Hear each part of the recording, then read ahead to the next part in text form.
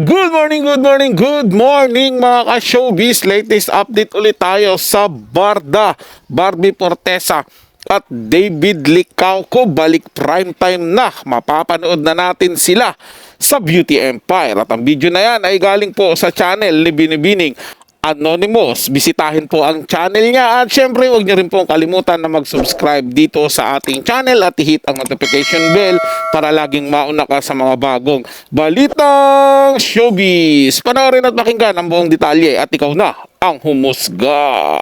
Handog daw nila ito sa mga abangers na Barda shippers na siguradong maglalayag dahil sa bagong plot twist na ito. Tapos ba to? Hindi. Or surprise? Oo, surprise. Surprise. Ay, may surprise!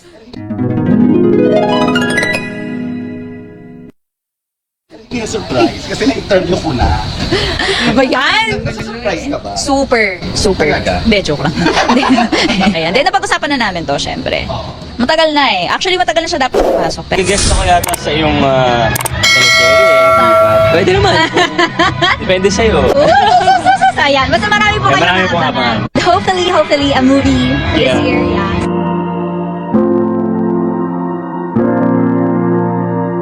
O yun, finally, okay din na ngayon siya pumasok dahil like bumibigat na rin yung mga eksena namin. So, perfect timing din talaga.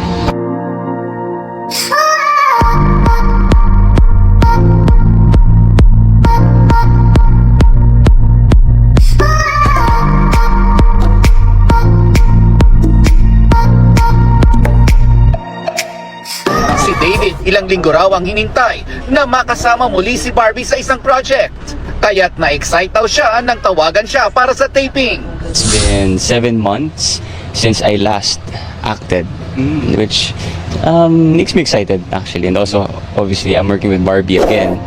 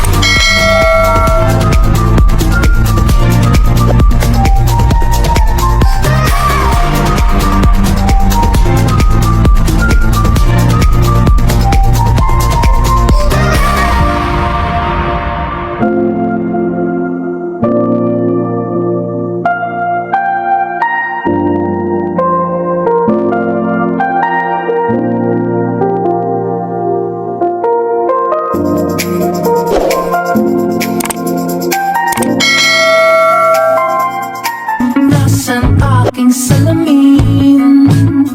Bakit ngayon di ko pa naiwan? Confirmed dateless daw si Barbie sa darating na GMA Gala this August. Tayo na lang talaga. Tayo na. Malay nyo after. Ang saya naman mga ka-showbiz, no, mapapanood na natin sa primetime ulit ang ating iniidolong Barda. 'Di ba? Napakagandang balita po 'yan para sa ating mga tagahanga ng Barda. At syempre, lagi po nating aabangan 'yan. At syempre, susuportahan po natin 'yan.